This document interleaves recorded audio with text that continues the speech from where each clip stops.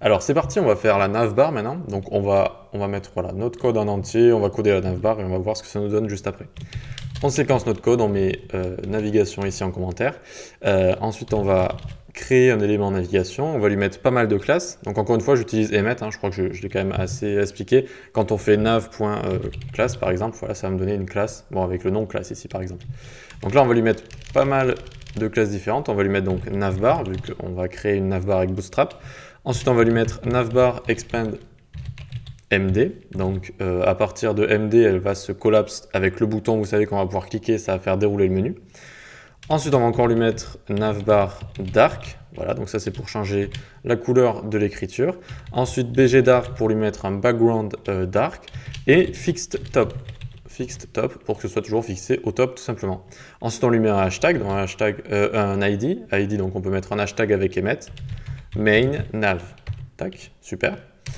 Ensuite, donc, on va faire un conteneur qui va contenir toute notre navigation, donc div.conteneur tout simplement. Ensuite, un A qui va cibler index.html, donc quand on va cliquer sur le branding, donc le logo à gauche si vous voulez, ça va nous ramener tout en haut, tout simplement. Ensuite, en classe, ici, on va lui mettre navbar brand, vu que ça va être la brand, le branding, hop. Donc notre logo, on va mettre un point facile avec un font un peu spécial, vous allez voir, ça va être assez stylé. Ensuite, en dessous, on met le bouton button qui va nous servir quand la barre de navigation va collapse, on va pouvoir cliquer dessus, vous savez, le fameux bouton hamburger. Classe est égal donc navbar toggler, attention, donc qui va nous servir à toggle la navbar. Ensuite, donc data toggle, tac, est égal collapse, donc quand la navbar va collapse. Ensuite, data target, on va lui mettre donc notre navbar. Hop là, tac tac tac, navbar collapse, nickel. C'est tout pour ça. Ensuite, il faut créer l'icône évidemment. Donc on va faire un span avec l'icône navbar toggler icon. Ok, nickel. Ensuite, on descend en dessous. Il est temps de créer notre navigation, mais avant, on va créer une div qui va l'entourer, parce que quand on crée une navigation qui collapse, on a besoin d'une div qui l'entoure, comme on avait vu dans la leçon. Donc, une div avec la classe collapse et avec la classe navbar collapse. Ok, et donc là, vu que c'est la cible, il faut lui mettre l'ID nécessaire, navbar collapse. Hop. Donc maintenant qu'on a créé notre bouton qui va collapse, etc., il est temps de mettre notre liste. Donc ul.navbar nav et la classe aussi ml-auto. ml-auto comme margin left auto, tout simplement. Ensuite, chaque cellule, donc on va leur donner nav item et aussi margin right 1.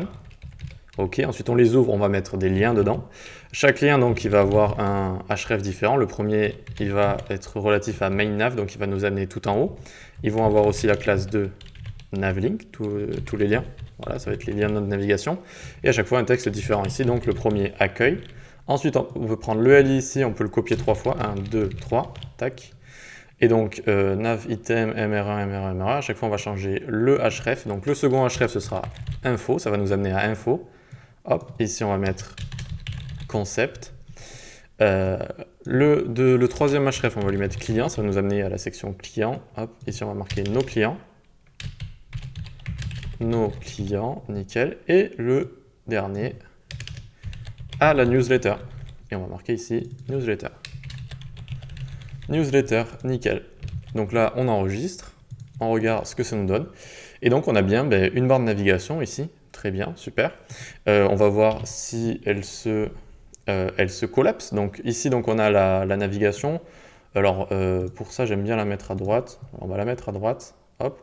Alors on peut soit faire ça, et on va voir qu'à un moment, elle va se collapse. Ici, vous voyez, donc hop, elle se collapse à partir de MD. Donc on a mis à partir de Medium. Et sinon, donc, on peut faire autre chose si vous voulez. Regardez, on peut cliquer sur Toggle Device Toolbar ici. Et donc ça nous permet de tester comme ça plus facilement, d'accord? Hop. De tester facilement. Et même si on a la barre en bas, tac, hop, regardez, donc je rappuie sur Toggle Device Toolbar, tac, et ça nous permet de mieux tester tout ça avec les pixels en haut, etc., etc. Voilà, hop.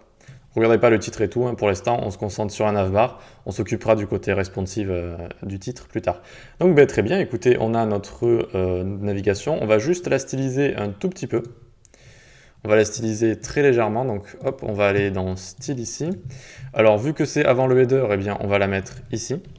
hop, donc nav, et on va faire point navbar brand, on va leur mettre font size 25 px, tac, tac. Et ensuite, donc, ah oui, navbar brand, donc navbar brand, c'est ce qui est à gauche, hein, c'est le logo. On va utiliser une font femme qu'on a importée, qui est CotionScript, CotionScript, voilà. Une font de famille qui est assez mignonne, vous allez voir juste après. Et donc, juste, on finit navbar collapse A, donc les liens, on va leur mettre un font size de 20 pixels. Voilà, on change juste ça. Et donc, qu'est-ce que ça nous donne? Vous voyez que ça fait un petit logo sympathique, un peu comme si c'était écrit à la main. Et ensuite, on a légèrement augmenté la taille du texte ici, tout simplement. Et bien, c'est fini pour la barre de navigation. On va pouvoir commencer à faire notre première section. À tout de suite.